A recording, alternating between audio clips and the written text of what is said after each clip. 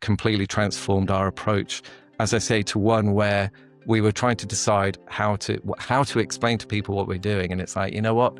We're doing customer experiences with soul. That is what we're doing. Make a great team, and it must be really personally rewarding to build a company together.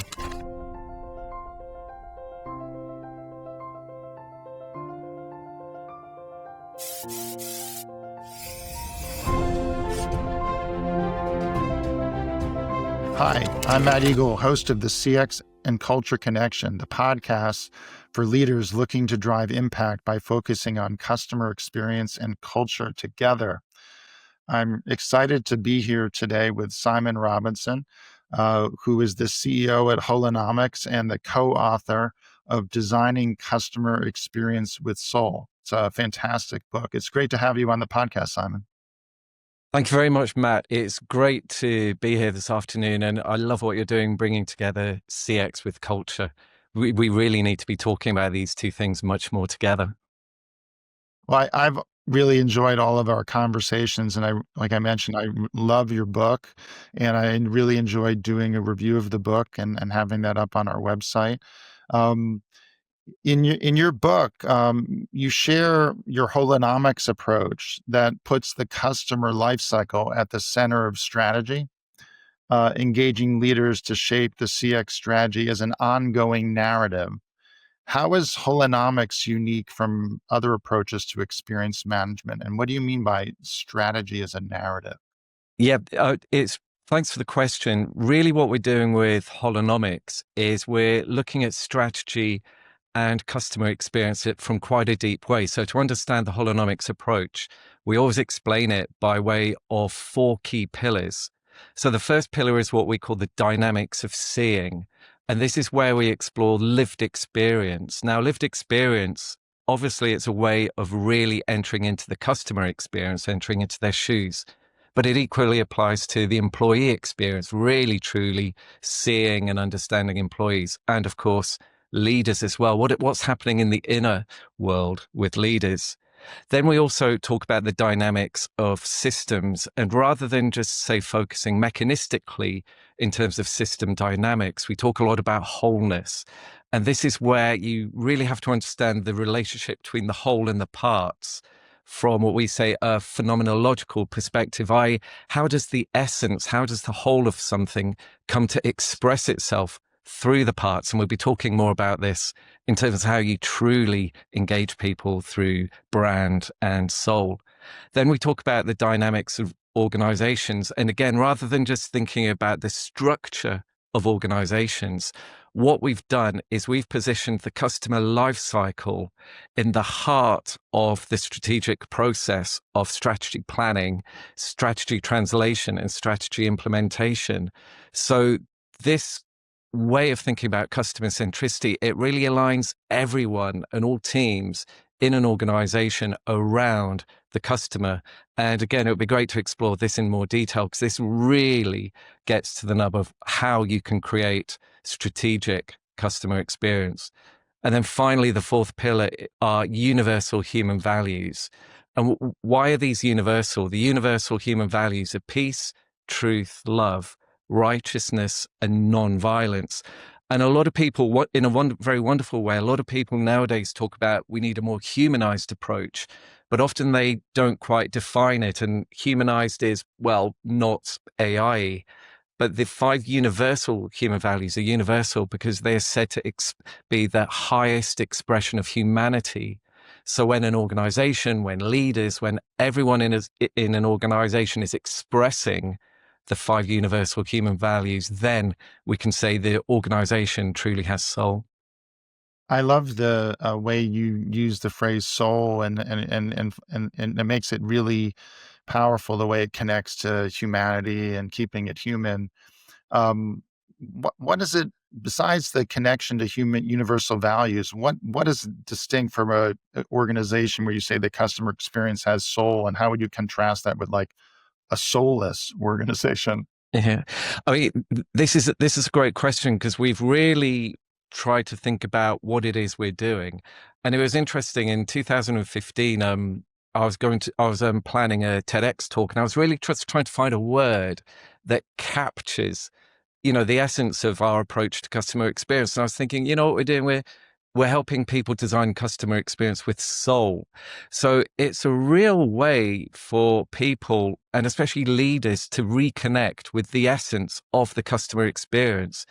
I think nowadays, with so many analytic tools, platforms, dashboards, it just feels that people have become almost ironically a bit distant and disconnected from the actual experience people have.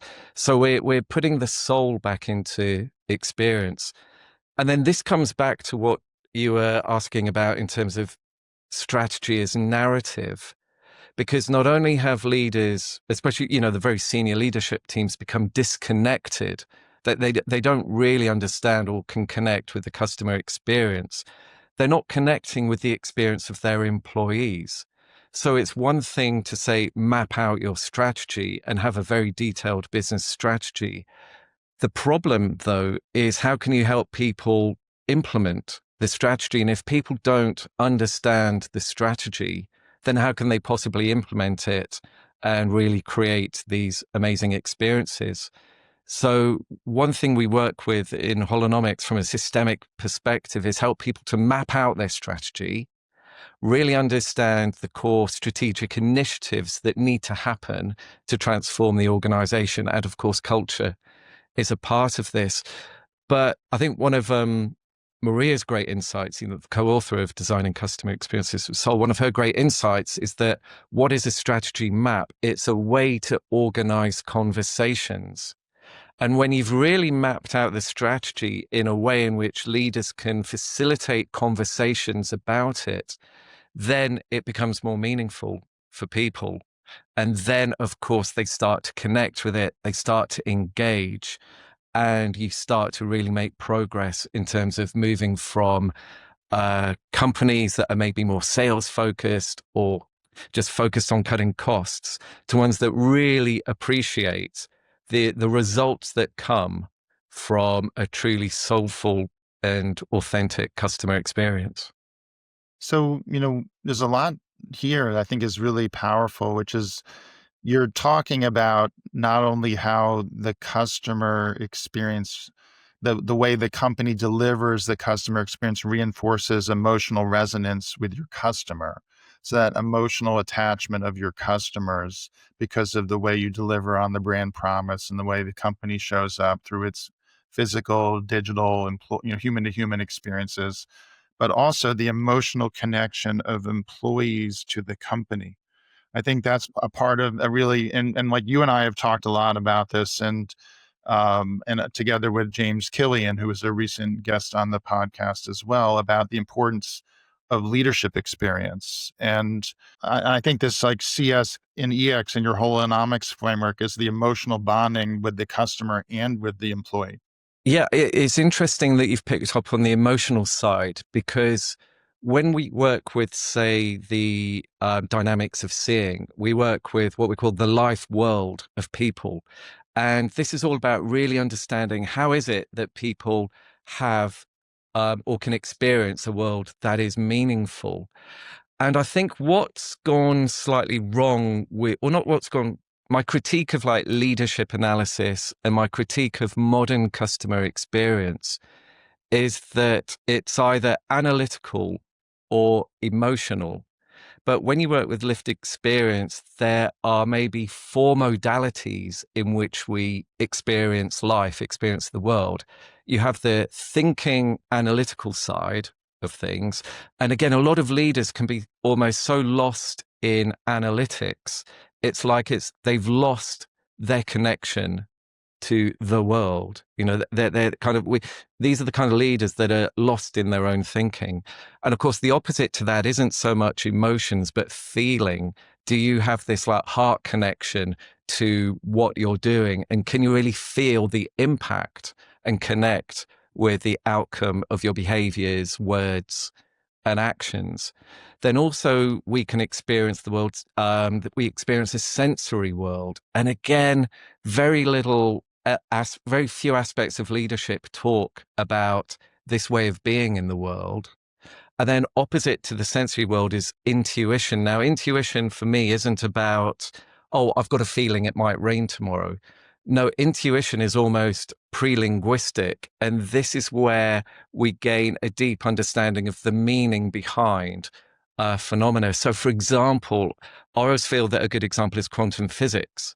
The actual basic mathematics of quantum physics is fairly basic. It's fairly easy to do. But it was only someone like Einstein who had an intuitive scientific understanding of the meaning. He kind of got what that was, what the maths was telling him. And you're right. I think I'd love to see our approach to leadership expand beyond, say, the analytic and emotional, to really have this deep understanding of how is it that we um, what is it exactly? What exactly is it to be in the world? How is it that we can expand our modes of consciousness so we act more powerfully, so we can make better sense of the world and people around us?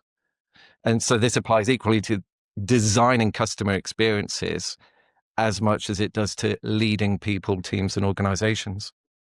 But there's a lot that has been done around the importance of unconscious thought and how feelings and like Lou Carbone and you. By the way, you and Lou both wrote your seminal articles like within 1 year of each other. So it's an honor to have had both you and Lou on the podcast because you're two of the fathers of the customer experience set space. Um, but Lou talks a lot about the importance of unconscious thought and metaphors and deep metaphors and uncovering what people really think and feel. What I think is very powerful about what you're saying is you're not just thinking about the unconscious thought of the customer, but the unconscious thought of the leader and how to let them tap into other forms of sensing beyond rational thinking and they're the whole leader, if you will, not just the whole customer, but the whole leader. Well, yeah, absolutely. I mean, I can't agree more with Lou. I think maybe we're absolutely of the same lineage. But I think that the trick to this is what kind of exercises, how can you work with leaders to help them move into this type of self-analysis where they become more aware of themselves, more aware of their thinking patterns. So absolutely, I couldn't agree more with Lou. But when you work with, say, lived experience, you can do these experiential exercises that take people into lived experience, their own lived experience, so they have this aha moment. And so for example, one thing we did something quite dramatic. I once said to a leadership team, if you try and present your strategy map, which includes the customer experience strategy, to every single person in the organization, that could inhibit many of them because they're intelligent people, but they don't necessarily have the business training. They won't necessarily understand what a strategy map is. So we converted the strategy map into a giant story, and this allowed the leaders to bring out what is a story? It's a way of helping people understand meaningfully the complex connections between the parts in a system. And this is a dramatic way of helping leaders think you shouldn't just communicate objectives or goals or the KPIs. You really have to think about the lived experience of who you're communicating to and understand how to make your communication meaningful. If you're so lost in your own world, you'll never have that drive to really understand meaning and why what you're saying isn't connecting with your audience, be it employees or, of course, the market or your customers. But yeah, when you do this deep work with leaders, then it's like a springboard into an elevated customer and employee experience. It's incredible the impact you can have. So how do you go about raising the consciousness of a leader? What do you practically do to engage leaders to foster that type of leadership experience and self-awareness? When I think of what is the key thing we do, I said we work with, we've really located the customer lifecycle into the heart of strategy. And a lot of people, I think, mix up the customer lifecycle with the concept of the journey map. But what we do, we actually have had senior leadership teams work with many different people on really plotting and mapping out what is happening at each stage of the customer life cycle. And this is a way of facilitating dialogue. And I think dialogue is probably one of the core tools that we use, but it's not often used in certain ways. It is used by a lot of consultants, a lot of facilitators. But I would ask, are you using dialogue? Are you working with dialogue in an almost Socratic manner, asking questions, helping leaders themselves reach their own conclusions about what is happening at each stage of the life cycle? And then they can come to conclusions in terms of, well, actually, we're doing this and this is impacting on far more people, far more processes, and it's impacting on customers in a way that we hadn't really fully appreciated. So again, the trick is to always use language or always work with their language, but always kind of push them, test them and stretch them so that they can really see a little bit further than they're used to seeing when they're just working in their own modality, which is at a senior level and often very disconnected from people in very different parts of the organization. This is why we're called Holonomics. We work literally with the whole organization and help leadership teams really see and connect with the whole. One thing that I took going back to my liberal arts undergrad at Dartmouth is a class in the psychology of learning, Simon, that stuck with me. And I learned in that class that the way we learn is influenced by structure, imagery, and elaboration. And that elaboration is like the 80-20 in learning. You learn way more from elaboration than from structure and imagery. Think of structure as like note taking and diagrams. It's actually, we put a lot of effort into like notes and summaries and things like that, but that's actually not the way the mind learns. There's much more around. The mind's a memory making machine. So imagery has much more impact on what we feel and imagery and sound. There's more emotional connection with imagery than with structure. And then elaboration is storytelling. It goes back to telling stories around the campfire. Human beings are storytelling beings. And what you're describing is engaging in conversation, engaging in storytelling around the strategy process, around the culture, around the behaviors. It's all, the more you can get to elaboration and stories, the more you get real elevation of the leader's self-awareness and their ownership and their drive to actually move things forward. Yeah, I mean, that's a really great observation. The reason being is that we have at our disposal some really interesting facilitation tools. I think if I think about how we work, I think Maria and myself, we really start to think, what do you need to do before you take senior leaders into an environment where they're working with these different modalities. And the reason is that when you work with leadership experience, you actually work with some quite difficult to discuss concepts, such as maybe jealousy or a lack of humility. And for example, jealousy, it's a human trait that is very little discussed, but in business, it can be devastatingly destructive because it acts as an emotional driver that is often very, very difficult for leaders to actually perceive and admit to. So again, I think we have practices that I call dissolving the social hierarchy. And by this, I mean that often, I don't know about your like leadership and culture workshops, but often it can be very difficult when you have very senior leaders working with people, say in the middle of an organization. People can be inhibited and think, oh, I don't want to expose myself. So we really have to work with leadership experience before we then expand and do these like wonderful workshops where we introduce them. And it's when you do that preparation with leaders and get them ready and you design the structure of these interventions in a way that's quite subtle, then you really start to have impact. Because as you say, we need to have more of this deeper way of working with communication and methods and the different and also this applies to how we bring different teams together, i.e. different silos. That's a whole different area of systems thinking where it applies. We're not just talking about senior leadership teams. We're also talking about how do you break down silos when people have their own norms and language and terminology to break through as well. I agree. I think that being very intentional around the experience you're creating, whether it's an offsite or a leadership workshop or a research project or an agile team working together, whatever the collaborative environment is that you're trying to create, being very intentional about how the leaders need to show up and preparing them and giving them the skills and the support they need to make that experience is often the leadership experience doesn't get enough attention. Maybe the CX gets attention. Ideally, the employee experience gets attention in tandem with the CX.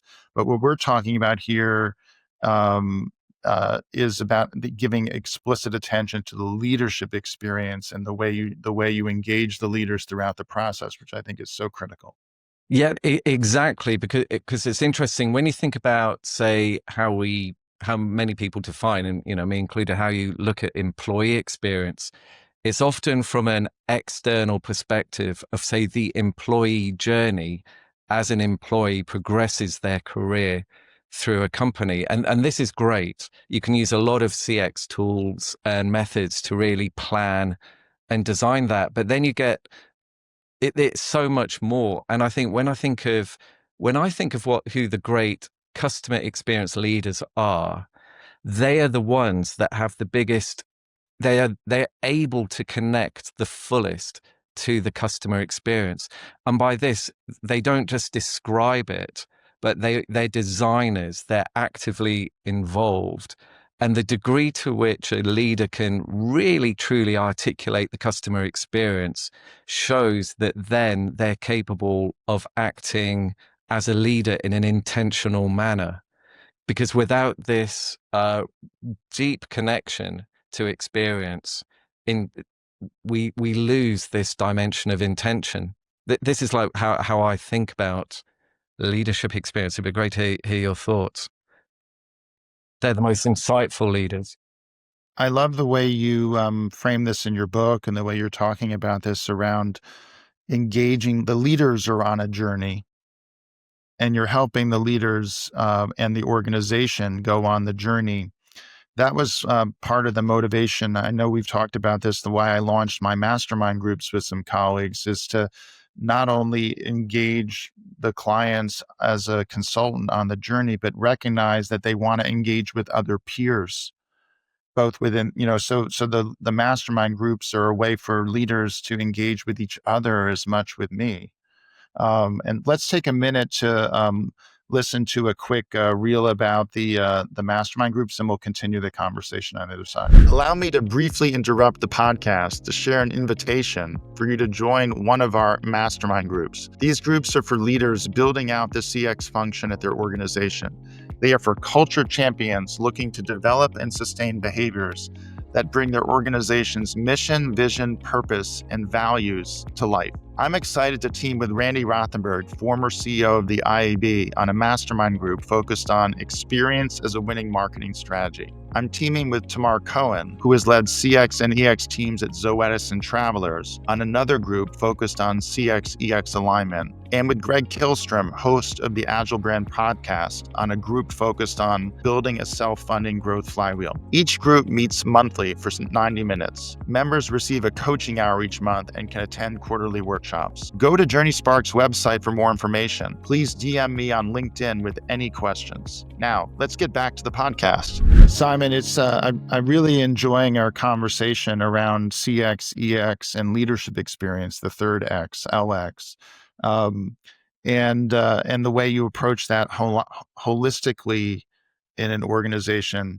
you know how do you think about value realization, about how, when you're embedding the customer life cycle into the strategy process, how does that translate to value? How do you think about a way to think about value and getting beyond NPS and other metrics? I think about value a lot, and especially the notion of the value proposition. I think sometimes when we are authors or real experts in a field, something like the value proposition, it feels like everyone knows exactly what it is. But as soon as you get out there and start working with organizations, it's incredible how few people in an organization can immediately articulate the value proposition, i.e., what is the value that people offer to the company. And I feel that the value proposition is often left out of strategy. Whereas when you're creating a strategic map, the value proposition should be there, explicitly stated in the heart of it. And why do I love this concept of the value proposition? Because we talk a lot about purpose, but we can think we explain what a value proposition is, we can think of it in two ways. The value proposition represents the promise that an organization makes to its customers. So there's the way of articulating it to the market, to people. But then also the value proposition becomes the purpose, or it should become the purpose of every single person in the organization. They should all be focused on delivery in terms of we are here. The purpose of us being in an organization here is to deliver the value proposition. But then again, I think society is changing. It's important to talk about, say, more sustainable and regenerative values. So Maria and I have created a process we called elevating the value proposition. And by this, we're including the dimension of universal human values. And when you do that, you really start leaders to think about the concept of future fitness. And by this, I mean, they can evaluate how strong their organization is today, but will it still be strong in, say, 3 or 5 years' time? Is it fit for purpose over the coming years? And when you have this discussion about universal human values as a way of elevating the way in which you design and deliver value, that really engages people. And I think one of the most wonderful things about our work, when we have a slide, as you can imagine, outlining the 5 universal human values. That slide is the most photographed slide. Whenever we're in front of any audience, either Let's put it up on the screen right now so people can yeah, take a photo. There you go. It's up on the screen. it triggers something, because the great thing about universal values, when it's not about, oh, these are the values that we want you to have. It's about values that are already inside of people. So the role of leadership shifts from trying to enforce values on people, as opposed to saying, look, this is what's inside of us. This is what we're hoping you can express. And I think there's just a deep recognition that there's something very, dare I say, spiritual about these values that really connects with people and really engages them. Because ultimately, I really believe in the goodness of people. And when leadership shifts from imposing to helping people to flourish with what's already inside of them, then it's incredible when you work with, say, leadership, strategy, and customer experience with these as a foundation. Well, I think the connection to mission, vision, and purpose and values is critical. And a moment ago you talked about the value proposition. I think that the value proposition and the mission and and the purpose all go together. It needs to be very coherent. And ultimately, what makes that really actionable is when the behaviors of the people in the organization bring that to life, bring the purpose to life. A lot of times companies will have value statements that go with their purpose. And we've talked about this. Value statements are only actionable if you can translate them into behaviors that the leaders and the people in the organization know what the behaviors are, and that they can, the vocabulary, the way they talk about it, it gets reinforced. And there's a lot you can do beyond just define the behaviors. You can actually activate them and reinforce them as I call it a cultural movement in the organization. Yeah, I think that's what's why I really, when we first spoke, this is what I loved so much about your work. Because if I think about leadership and what one of the biggest problems is, if we think about, say, the big global consultancies, they are very good at coming in and developing strategy, but then they'll just leave. They'll like quit and run. And they struggle to really then help leadership teams execute and implement the strategy.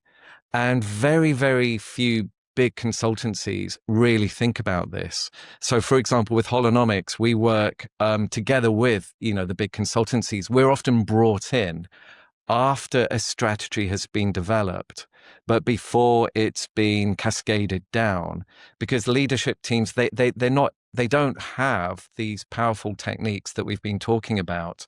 And how can you possibly get people to really engage and implement the strategy if you just don't have, the tools and techniques? And I think this is where what we're talking about. When you really have this leadership experience dimension, then it's not just thinking about what the desired behaviors are. You can then go up to a completely different level where you really start transforming the organization at a very profound level. It stops being, initiatives that are just written up on walls, and it becomes deeply embedded, into the essence and soul of the organization. This is really, when we talk about soul, we really mean soul. We really are talking about the deepest essence. That is so key to being human beings, is that we get meaning and fulfillment from what we do with other human beings. So I applaud that. And in my own book, The CX and Culture Connection, I talk about the experience collage canvas, which is about getting beyond the functional benefits to deeper meaning and community. And I think that that's really what we're both getting at here, is how can we deliver experiences that have more profound meaning for people than just the functional benefits of products and services. Yeah, absolutely. And, I've got your book as well. Fantastic book. And I think for people who really want to go into leadership experience, just combining the two books together, it will provide some very powerful strategic and leadership insights to help people develop. Because again, one of the other areas where senior leadership teams ask us to help is preparing younger leaders, preparing them to go up one or two levels in the organization. And again, often these younger leaders and like middle managers, shall we say, they don't have the strongest of mentoring or guidance. And they don't have the theoretical tools and techniques and background or the platform to help them really move into leadership in a meaningful way. And this is often one thing I've been very conscious of. How do we help people progress in their careers? I'm super excited that we're collaborating more now, and really looking forward to developing, training and leadership experiences that we can help deliver together that leverage our combined thinking. I'm learning a lot from our interactions, and really excited to continue learning by teaming together on delivering some of these client facing experiences for their leadership teams and their employees.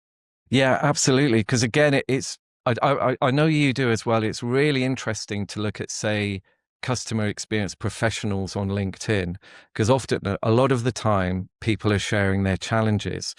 And I think one key challenge that just seems to be coming up and up again is, I'm not having the influence. I know that customer experience is important. I know that it can have a powerful impact on results, but I'm just not valued. And this is where Maria and I developed the customer centricity strategy framework to show that it's not about moving into, say, a customer experience department. It's not about your job title. It's where is the correct location for you to be so that you, as a customer experience professional, can have that influence and impact. And this was a lesson that I learned very early on inside of British Telecom, because I feel that I've had a fairly unique career path in customer experience. I haven't come across anyone with something similar, but because of the work I'd done in the early years, developing our strategic customer experience process, at the age of 26, I received an invitation to move into the business development team of BT Cellnet, their mobile division, getting ready to develop and launch the world's first smartphones. And so at BT, we were highly, highly customer centric, but my job title wasn't customer experience. It was business development manager. And that's why I talk so much about strategy, because customer experience, you have to be at the heart of strategy, wherever that might be in your organization. Organizations are different. Maybe the heart of strategy for one organization is marketing and product marketing, or maybe the heart of strategy is in product development or operations. But wherever that is, you need to put customer experience thinking in order to really truly align people and work with alignment, coherence, and communication. I really believe that strongly.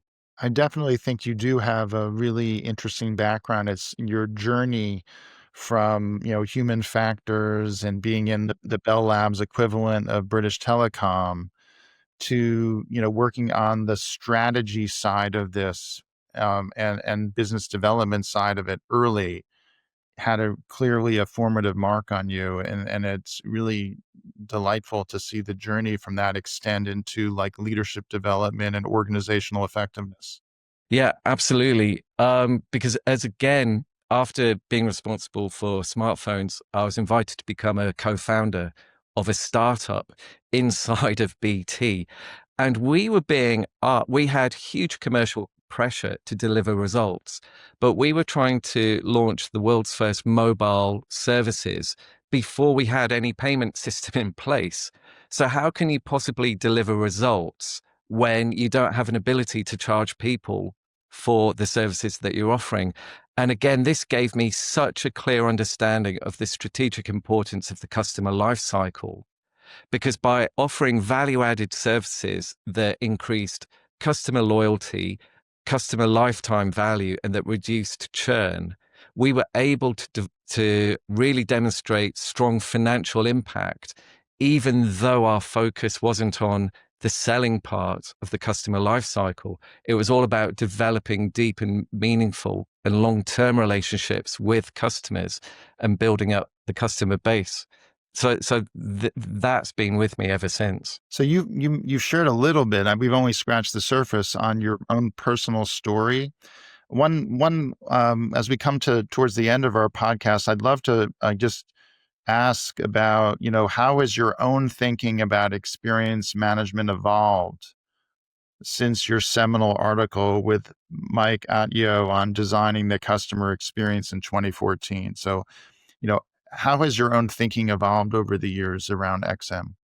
Yeah, we published that article in 1995. And again, this was really before most people were even using the phrase customer experience. And again, when I moved into being a co-founder of this Genie Internet, the startup, we were competing against Vodafone, who had a completely different strategy. Our strategy at Genie was what I'd call experience first. You start with the experience you're looking to provide, design for, and you build for that. Whereas Vodafone had an architecture first strategy. Vodafone decided to do a great merger with Vivendi. They had this corporate architecture that they were going to build together, but they didn't deliver. We launched three years before Vodafone. So that really helped me understand the strategic power of having an experience first strategy. And then also, I then in 2012 did my master's degree. And one of the teachers on my master's degree was Henry Bortoft.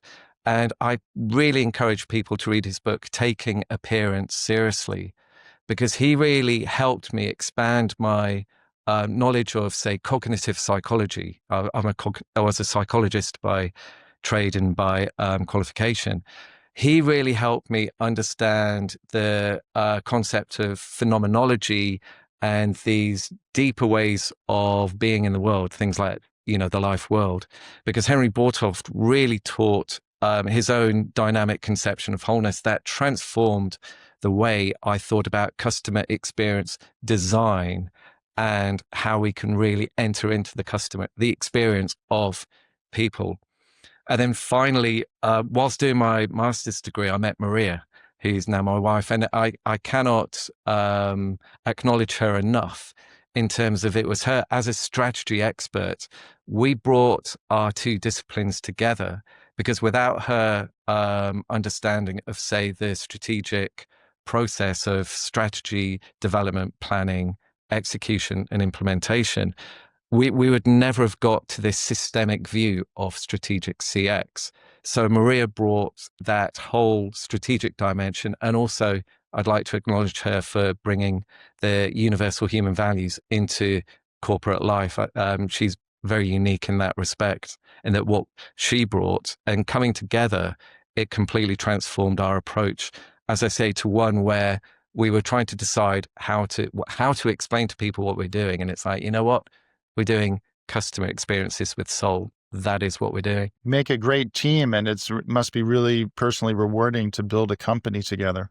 Yeah, absolutely. And also, Maria is a Brazilian economist, and by basing myself in Brazil, again, there's that whole kind of Brazilian dimension of being in your heart consciousness. I don't want to talk about Brazil in a cliched way.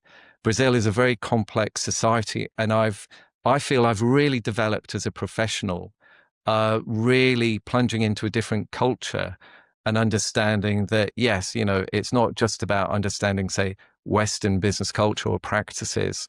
I've learned a huge amount through other very inspirational leaders in Brazil who've helped me understand better what I'm doing, and and encouraged us to really go forward and implement what we're doing, develop what we're doing. Well, I know you've sparked a lot of really great ideas for me. Um, Reading your book, having our conversations, starting to collaborate more today on the podcast again. Thank you very much for your time and sharing with the audience. And if folks want to get in touch, is LinkedIn the best way for folks to follow up, or is the Holonomics website if you want to share that? Yeah, absolutely. One of the key things I've always tried to do is share. So I'm always happy to connect on LinkedIn.